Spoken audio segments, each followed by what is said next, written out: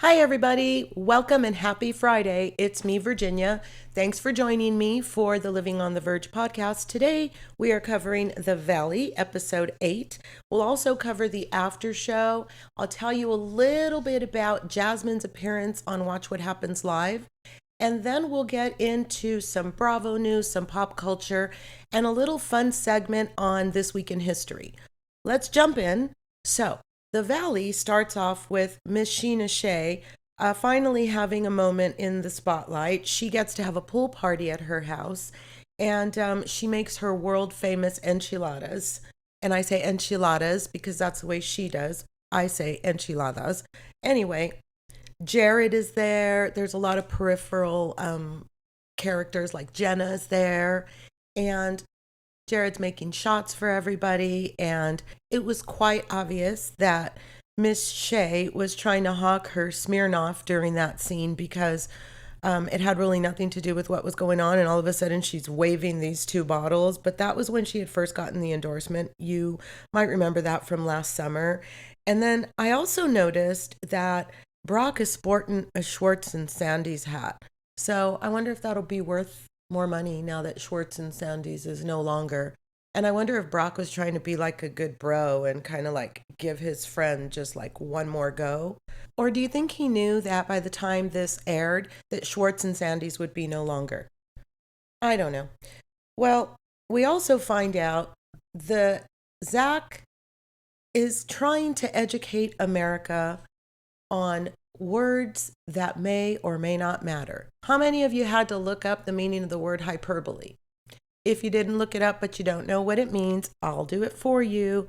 Hyperbole is like a figure of speech, something that you exaggerate for emphasis, but it's not really intended to be taken literally. So I think Zach is trying to get across to us that the things that he said that were disparaging were hyperbolic in nature. And Zach really seems to be going through something. He tells Luke and Kristen that he's really annoyed with Brittany because essentially he feels taken for granted and he feels like she doesn't really hear him. And he's hurt. So apparently Sheena's enchiladas take 25 minutes in the oven to heat. And I don't know, but from looking at those, they're doused in La Victoria sauce. So what kind of sauce do you guys use for enchiladas? Do you make your own? Are you a La Victoria person? Are you a Las Palmas person? Or is it something else altogether? I don't know. Another shiny moment. I guess I'm just feeling that way today. Let's get back to what I'm supposed to be talking about. Brittany and Sheena discuss the fact that Janet is talking about the Jason Ring story. And Janet says Kristen is just deflecting to take the heat off of Danny and Nia. Sheena tells us Jasmine was invited but decided not to come because of Janet. So what do you guys think? Do you guys think that everybody does know Jason better than that and knows that he's not capable of it, but that Janet just brought it up to deflect? I don't know. Well, Jason and Janet are really upset about it, and they both agree that unless Kristen apologizes, they don't think that they can move forward in their relationship. And Janet now tells us that there's a target on Kristen's back. Uh-oh. Well, then we head to the beach. Now, apparently it's not a nice warm beach day because they're wearing pants and we'll get into Aaron's hat in a minute. But Jason and Janet and the metal detector on the beach. Okay, first of all, who asks for a metal detector for their 30th birthday? Well, Michelle and Aaron show up at the beach, and I can't with that hat.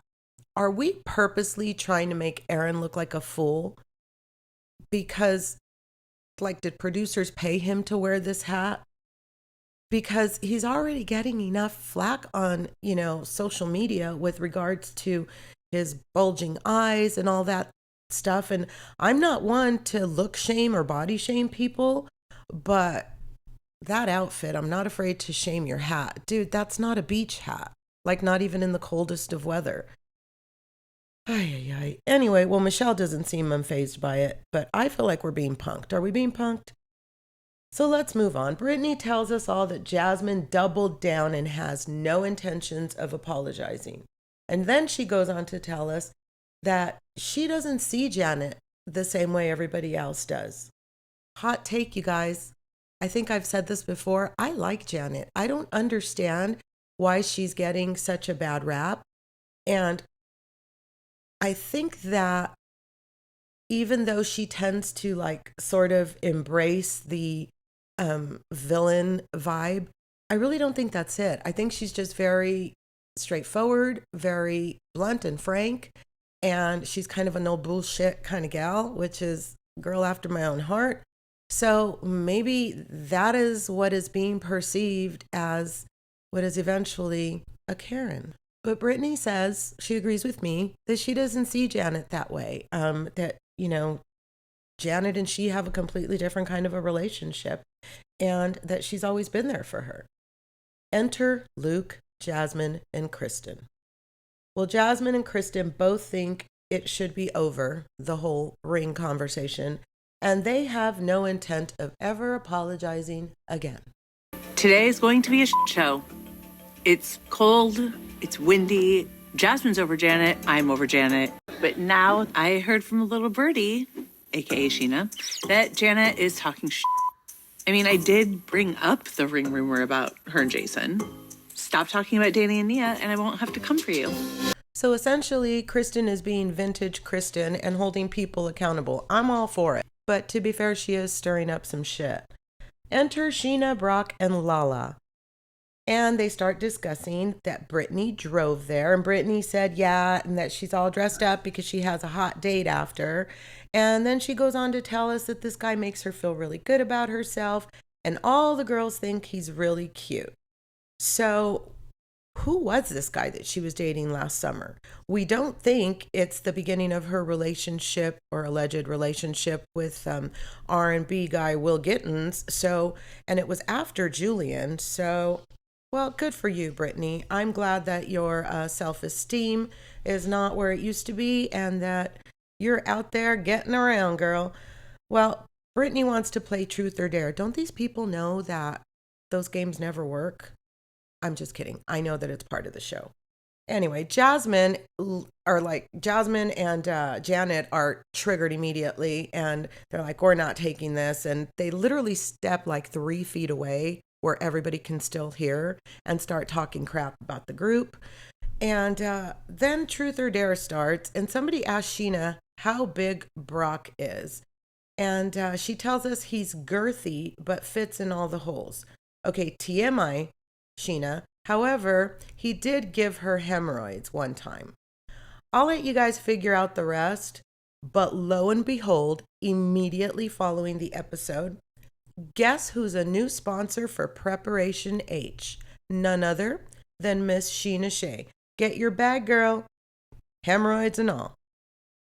Michelle and Aaron are mortified by this conversation, but he has a lot of nerve in his hat. Anyway, they're trying to become one with the sand. They're just so embarrassed. And I could understand that. They're like not the most seasoned couple. They're kind of a new couple for such a graphic conversation. While the golden hour approaches, it starts to look really pretty on the beach. And Jason and Janet discuss whether to confront the situation. Jason is actually the one who takes the lead, which tells me that he was the one tasked by production to make sure that this conversation happened. Janet at one point says, like, I don't want to be the person to take the initiative. Like, we came and that was, me showing that we're willing to try to resolve this. But Jason says no, and he walks over. And, I feel personally that Jasmine was acting very strange at the beach. She was acting a certain sort of a way where she was kind of already kind of worked up. And Jason approaches her, and Janet, Jason, and Jasmine step off to the side to have a conversation. Well, it quickly goes awry because I was right. Jasmine was super activated and within the span of 2 sentences started screaming. You brought it up. Janet, I need you to shut up right now. Jasmine. Because my problem, no. Jasmine, I'm about to get loud right now. Let me say what I have to say. Janet, Janet, you have been a ass friend. You are a vibe killer. You're exhausting. You give parent energy, and I'm done with it. Well, my goodness. Jasmine, my dear, you are very worked up. What is this about? I mean, I get it. You're upset. You can't let go, but you're really working it, girl. Jason is like legitimately upset. He tells everybody in the group, I've been a good friend. Basically, he's talking to Jasmine as he's walking away, and you can see that he's almost tearing up, and he says, you've broken my heart. So Janet and Jason decide to leave, but first Jason tells everybody that everybody here talks about everybody else. Okay, that's not news. Everybody should know that. Brock catches up with Janet and Jason as they're leaving. I'm sure another production prompting, but let's pretend that it was organic. And Jason and Janet get really emotional and tell Brock that they can't believe that this is going on. I mean, listen, Jasmine and Jason go back a really long way, and you can tell that the relationship is real. They're both very emotional about the situation. I mean, it seems as though historically Jasmine has been kind of a pushover in the relationship, at least in her relationship with Janet. But now she kind of wants to speak up for herself. But it's very clear to me that Jasmine is manifesting her hurt with anger. Janet and Jason both think that the relationship is over. I'm done. She acted like she was our friend. Wow, if you felt this way about me for a long time and I just haven't noticed, like, it really feels like you don't give a shit about me. We are not friends. We haven't been in a while. I mean, it's hurtful. And then we have Brock stepping in with my favorite line of the episode, besides Jasmine's read. Bye, Karen. Bye. Thanks. No, too soon. Way too soon. Way too soon. Well, thank goodness that the beach scene is finally over, and we get to see Zach, Kristen, Nia, and Brittany. Well, Nia tells everybody they went to a cool bar with games while Brittany's beach party was going on, and Zach was like, well, I'm glad I wasn't there, and Kristen says she was sorry she had to be there. She didn't have a really good time. Brittany said she had fun, but I think Brittany's just smitten with her crush. Well, she tells us all about him and all about how the evening had gone. And then they start to discuss the beach. Well, everyone's confused at the table because they all thought it was over. I kind of felt that way as well, but I didn't think that there wouldn't be further conversation. I mean, it's a reality show. Nia thinks Janet is stirring the pot and she doesn't understand why. And that's an interesting take coming from Nia.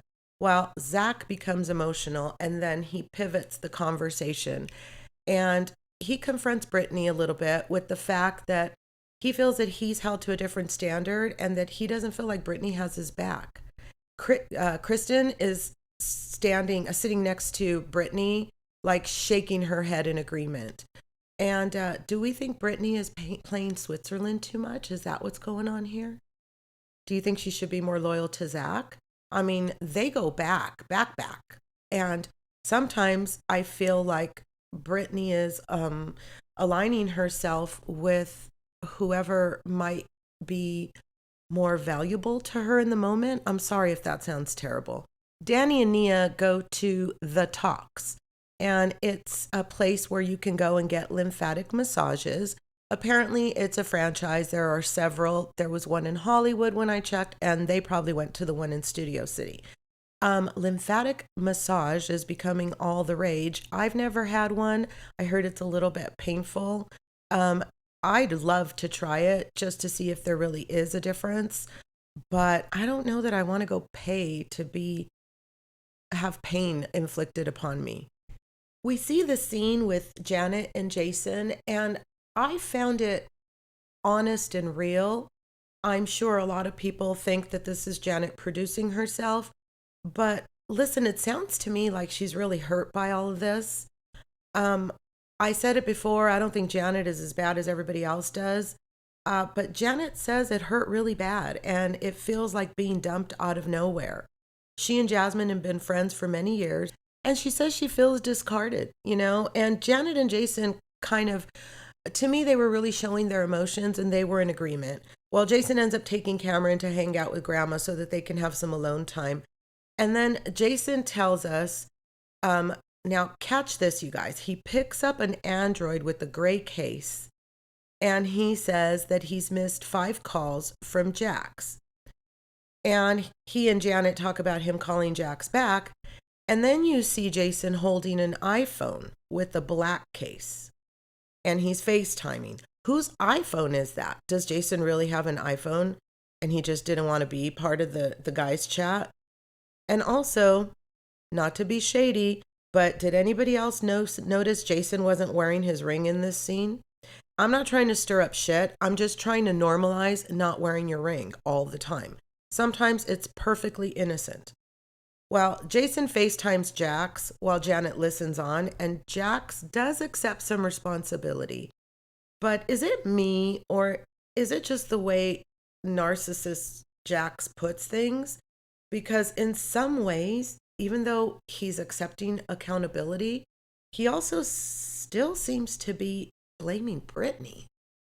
I'm so used to treating her like that I just didn't even see it because she let me get away with it for so long. I wish I was held more accountable. I wish Brittany would have left me a long time ago.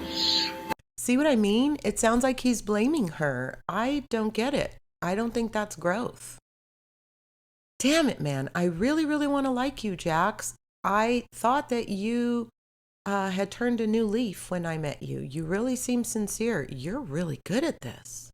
Jason tells Jax that he could really change things around by handling the situation with the mortgage. And Jax, of course, has a solution. I have a situation for that. Brittany and I have a very successful podcast. We make a lot of money on it. A lot. I talked to my manager, and she just gets the full amount until we pay off what needs to be paid off. We find out later in this podcast episode whether or not that is true. Brittany is at her house. She finally gets to go back, even though Jax is getting out of rehab and is going over to the condo. At least she gets to go back to her house where she belongs. And Mama's there, of course, always having her back. Well, it's time to cover up those cameras again. Even though Jax tried to hide the ladder, of course, Mama helped her and they got him covered up. Then she gets on the phone with Jax's sister, and she tells his sister that her wedding rings are missing. About a few seconds into the conversation, a producer comes in and interrupts the scene to tell Brittany that Jax sent the producer a text saying, "Make sure you get that on film because I can hear everything she's saying." Are you kidding me? Is Jax bugging the house while in rehab? Oh my gosh, is that even legal? Well, weird Jax then calls Jenny because obviously he does know everything that's going on, and he interrupts the FaceTime call. And his reason, because Jenny calls Britt right back, is to tell Jenny that he's headed to the hospital because his blood pressure is really high. Now listen, you guys, the way I see this, it's one of two things. It's either that Jax wants camera time, or this is really happening. Okay, I'm going to go with Jax wanted camera time because we would have heard something about this at the time it happened, just like we heard when Jax tried to tell us that Brittany had a stroke. We heard about that before it appeared on the show. So I call bullshit, and I know, in my opinion, allegedly, Jax did this for camera time. Is there any record of a hospital visit? Send it to me, Jax. I want to know. Okay, now I'm just being silly. Well, then he texts Brittany, and he sends her this super long text that essentially says that the house is in foreclosure and that he will no longer be helping with the mortgage and that the podcast is 50-50 and belongs equally to both of them, which is completely contrary to what he just told Jason on the FaceTime call. Brittany is starting to lose it, and she just doesn't understand what she's done to deserve him doing all of this to her. And of course, Mama Sherry's there to reassure her daughter. Sometimes it's just not meant to be, and the relationship becomes toxic, and you did nothing. You just weren't meant to be together. That's what I think is going on in this case. Because honestly, Brittany, I think you knew, I've heard you say it on your podcast long before anything happened, that this was not a good marriage and that you probably should have ended it long before. Well, the episode comes to an end as Brittany becomes aware that Cruz is in the vicinity. And she does that thing that probably any mama who's ever gone through a divorce has done. And she pivots and channels her hurt and her anger into strength and confidence. And she tells Cruz, Mama's got us. You do, Brittany. Oof, that was a show of a show. I'm going to say what I said last week. I missed the lighter season 1. But this episode was pretty decent, if you ask me. Let's talk about the after show a little bit. Jax tells us he's not dating anybody, but Brittany sure is, and he has proof. Then they go to Brittany, who's basically saying that he is kind of like stalking her and checking her things. Ironically, it's Jesse who points out sarcastically, well, that's not controlling at all. Schwartz looks like he's completely uncomfortable with this whole conversation. And one thing everyone agrees on is that it's not jealousy. Jax isn't jealous, and he really doesn't want Brittany anymore. It's just about control and power. Interestingly enough, Jax himself admits that even though he does want Brittany to be happy and move on, for him it's an issue of control. Wow, how self-aware, Mr. Jax. Contrary to what we thought, the guy from last summer is a guy different than her current beau. But Zach tells us he meets all the guys that Brittany dates right away and that they're all nice. Then the whole group gets to talking about hobbies, given Janet's newfound love of metal detecting.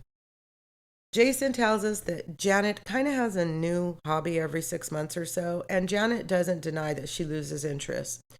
But they start asking everybody their hobbies, and we have everything from ice skating to painting to internet stalking and fire starting. Who do we think said that? If you guess Kristen, you would be correct. Jesse says he likes to keep things. He says he has a box with all of the birthday cards, anniversary cards, and letters and such that he and Michelle wrote to one another through their entire marriage, and that he's saving it so that Isabella could read through it one of these days. Do you guys do that? Do you keep cards that people have given you? I did for a lot of years. I had this box of cards, and I think I might still have it now. But what I do now is, if a card was really meaningful or something in it was really meaningful, I'll take a picture of it, because chances are I would scroll through the picture and read the message that I would want to save way, way more often than I would dig out the box. So I don't do it anymore, but I used to.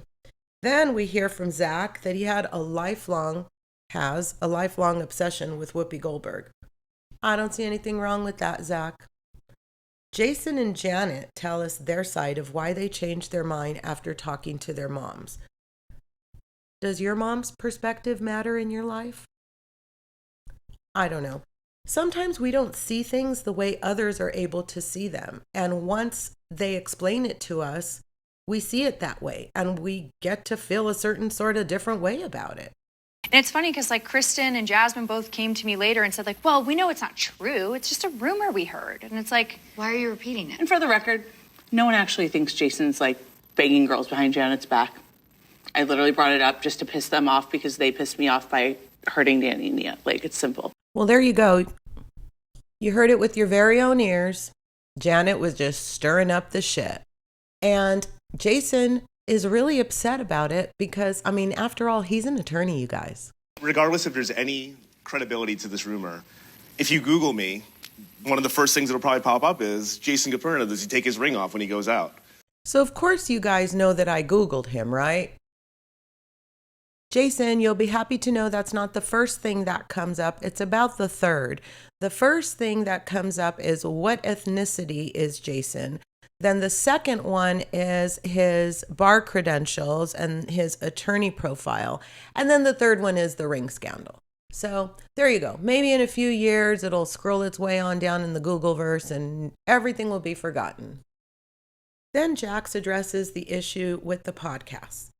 And he tells us that the podcast is making a lot of money, about $1 million a year. It's very, very successful.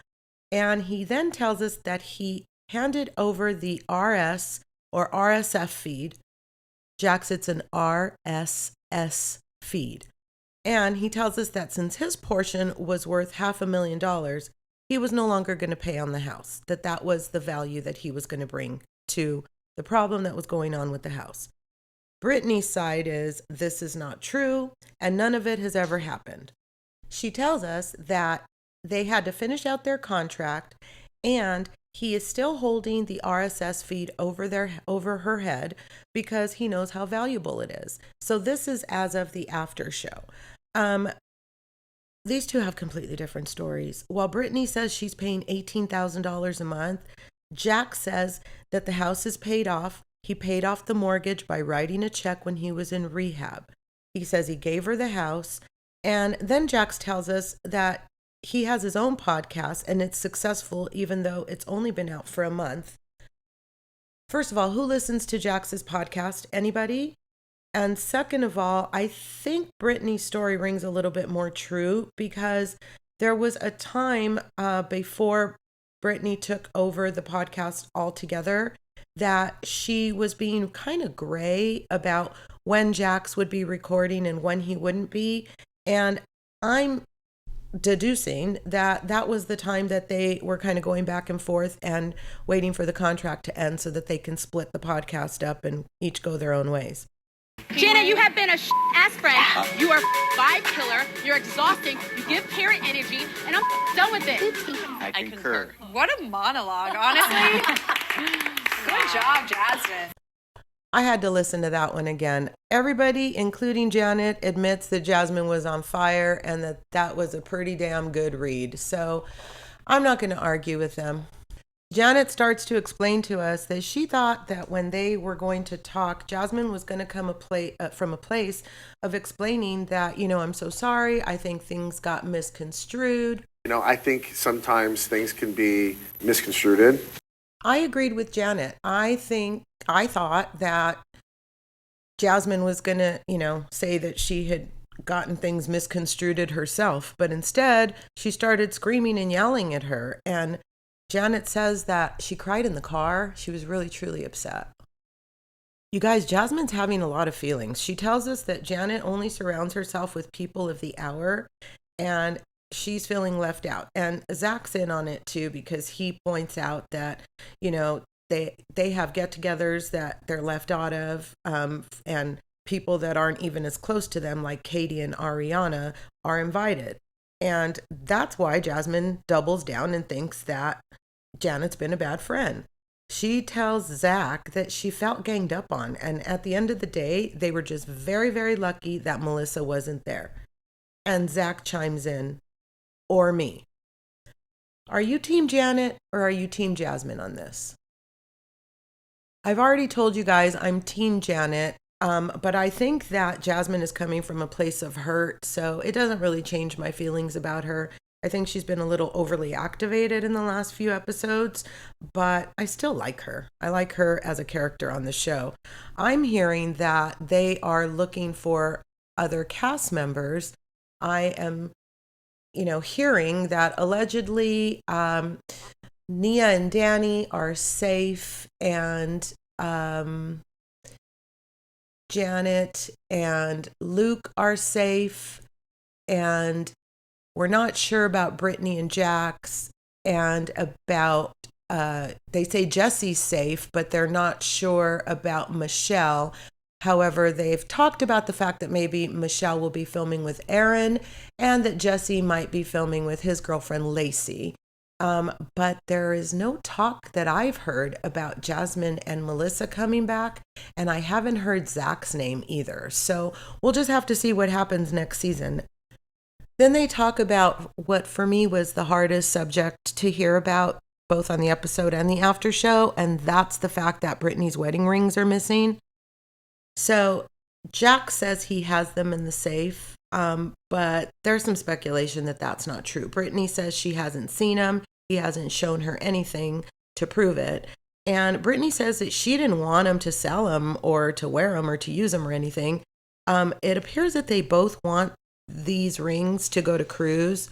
Jax tells us some story about how he took it to Kyle Chan's because he thought that that would be where it should go because that's where he bought it. I'm starting to wonder if this is a lab diamond. He says something about diamonds being made now, but he doesn't say that Brittany's is a lab created diamond. I don't know. I kind of call bullshit. I didn't see much at Kyle Chan's that is not lab created diamond. So maybe I'm wrong, but that's what I'm thinking. Anyway, they both agree that they want Cruz to get it. Brittany says that she wants him to use it for money if he ever needs it, or if he ever wants to use it for an engagement of his own. Whatever they're going to do with these rings, if they still exist, they both agree it's going to go in a trust for Cruz. They talk about money. Well, Brittany stands firm that Jax has only given her about $8,000. I told you guys that last week. But Jax maintains that he's given her about $25,000 to $30,000 this year. So clearly there's a discrepancy. Okay, this is the conversation that ends the show. Is Jason whipped? Is it bad or good to be whipped? I mean, if being whipped is prioritizing my wife's feeling over mine because I can probably regulate them better, I'm whipped. Jason says it's the connotation because it's negative and that's what upsets him. It implies that he has, like, that he's spineless. What do you think? Do you think it's good or bad to be whipped in your marriage? So, do you have a good marriage if you're both whipped? I don't know. This whole thing, that whole word is just so outdated and so weird to me. I'm not even sure how or why that came up, but that's where the after show ended. And then real quick, Jasmine was on Watch What Happens Live. First of all, she tells us she's been around the group for years. And Andy asked her if she became bisexual after The Bachelor, but she tells us no, that she's always been fluid. And then we find out that Jasmine and Melissa, we know they're engaged, but we find out that they're getting married next summer.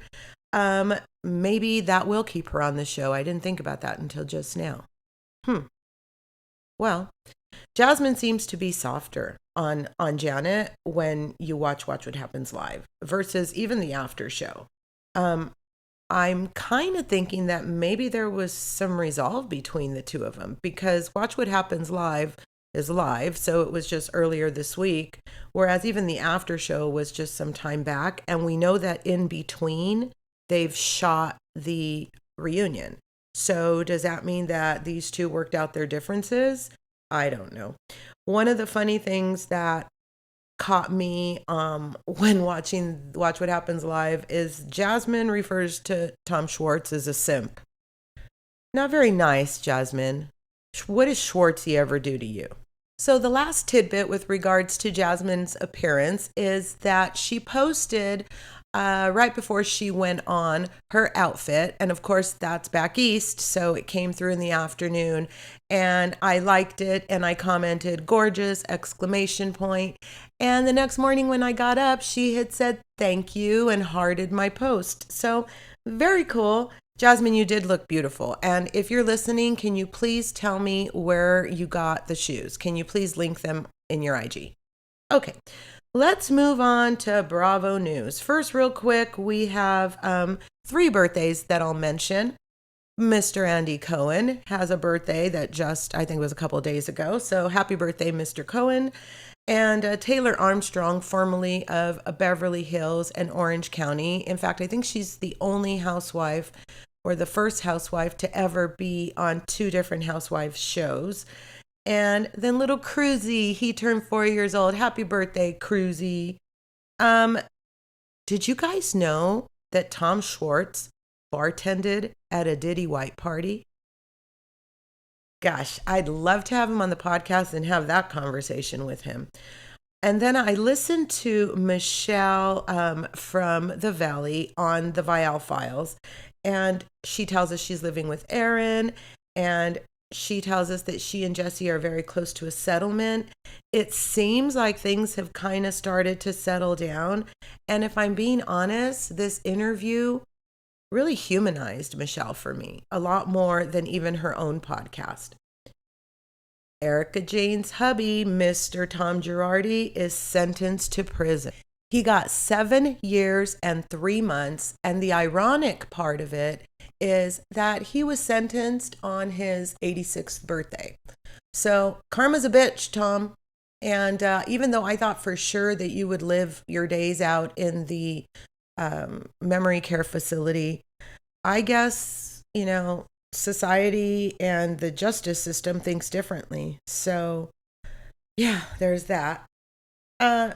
Teddy Mellencamp squashes rumors about a new boyfriend on her podcast.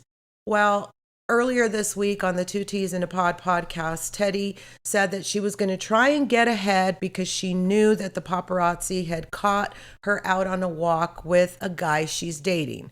She says she was going to try and get ahead of the rumors because there's nothing to tell. She's gone on a couple of dates. The guy is very nice to her, and that's it. So I believe you. You guys, Next Gen NYC, it's causing a buzz. I watched it. I was pleasantly entertained. I don't know if I'll cover it for the show, for the podcast, but I do think that I might talk about it from time to time. I haven't quite decided yet. There are some characters that I don't like, but there are some that are very endearing. Love Island started this week, and there's already controversy. One cast member was ousted. I have not watched episode 2 yet, but apparently Yulissa Escobar, she was the one who's coupled with Ace, if you're watching and following along. She was removed from the villa after episode 2. The reason for her removal is not explicitly stated on the show, but the departure came shortly after videos of her using racial slurs surfaced online. I guess they were from a past podcast appearance, and they show her using the N-word multiple times. Well, Newsweek reports to us that while the show didn't mention the reason, fans knew about the resurfaced clips. And then USA Today notes that the viewers had vowed to vote her off after the clips had surfaced anyway. And then Peacock, of course, confirmed her departure, but they didn't give us any further details. So, gosh, I still feel a certain sort of way about things like this because if you think about it, what's acceptable now was not acceptable before, and vice versa. There are behaviors that were completely normalized behaviors in the 70s and in the 80s, and especially in the 50s and 60s, that you would be canceled for in a hot second today. And then we had, the cancel culture of the aughts, and I don't understand. I get that we need to hold people accountable, but I don't know. I thought cancel culture was over. And I guess it still rears its ugly head. I guess if you say things after it's considered taboo, then you could be held accountable. But if society just takes a sharp left turn, listen, I'm babbling, but at the end of the day, just be a kind fucking human. Is that so hard? Let's move on. Rob Kardashian tells us that he hasn't had good luck in the love department in an exclusive interview with In Touch magazine. So ladies, in case you were wondering, he's still available. Then Page 6 caught Travis and Taylor having dinner in Palm Beach after a period of, almost 2 months of no sightings. Do you think that their publicists demanded the break? They were so oversaturated and we could not scroll on social media, or even mainstream news would not go a couple of days without reporting some sort of Travis and Taylor story. So I think that their, publicists probably said, you guys need to give this a chill for a little while. And I think the break might be over. Do you think we'll be getting exciting news about maybe an impending marriage or a possible big surprise engagement? I don't know. There's a lot of speculation that they will get engaged this summer. I have no idea. We'll wait and see. And I woke up to news on Instagram that Paige DeSorbo announces she's leaving Summer House. I watched Summer House the first part of the season mainly for the Lindsay stuff, and then I just kind of fell off because it just seems weird that we have these 40-something-year-olds mixing it up with these 20-something-year-olds. So I think Paige DeSorbo made a great decision. Of course, she has her Giggly Squad podcast that's doing really well, so with Hannah Berner, so she doesn't need this show anymore. And guess what, guys? BravoCon tickets are on sale today at 12 p.m. Eastern, so that's 9 a.m. on the West Coast. VIP 3-day tickets will cost you just over $1,600 after taxes and fees, and general admission tickets for the 3 days will cost you about $750 a piece. So let me tell you what's included in the VIP. VIP fast lane access at Caesars Forum entrance, preferred seating at all BravoCon panels featuring Bravo Lebs at Caesars Forum, exclusive lounge spaces at Caesars Forum, early access to Bravo Leb photo ops by reservation, VIP fast lane access to Bravo-themed experiences, and photo ops, priority lane entry to special add-on experiences, including Bravo Paloozas with separately purchased ticket, pending availability, early access to purchase tickets to BravoCon Live with Andy Cohen shows at Planet Hollywood Live, and Las Vegas Resort and Casino, pending availability. And of course, you need to be 18 years or older to attend BravoCon and 21 years or older to attend any of the Bravo Paloozas or the BravoCon Lives with Andy Cohen. If you want tickets, you go to bravocon2025.frontgatetickets.com. I got my tickets yesterday with the pre-sale for the Bravo Insiders, and I was going to get a VIP ticket, and then when I read what was included, and since I've been to BravoCon before, I decided I did not need one. So I was able to snag 2 general admission 3-day passes, and within 30 minutes, we got a second text message telling us that they had sold out of all the pre-sale tickets. So if you are interested, and if you're listening to this right after it releases at 8 o'clock on Friday morning, then you have about an hour to get your shit together and get in front of a computer so that you could be in the queue to get these BravoCon tickets. I'd love to hear if anybody gets any tickets. DM me, let me know. I'm thinking of putting together a few events, and I'm trying to work with another podcaster to actually go to BravoCon. So if you're listening, you know who you are. Let me know if you're going or not so that we can maybe pair up and do some podcasts while we're there. Moving right along to pop culture. Walter Goggins and Amy Lou Wood address feud rumors in their first joint interview since White Lotus. You'll remember Goggins and Wood portrayed the doomed couple, Rick and Chelsea. And as the series aired, people began noticing that Goggins wasn't like tagging Woods on Instagram photos or liking her posts. And then there was the debacle over the Saturday Night Live parody that poked fun at Wood's appearance, namely her teeth. And so in an Instagram story, Wood called the sketch mean and unfunny.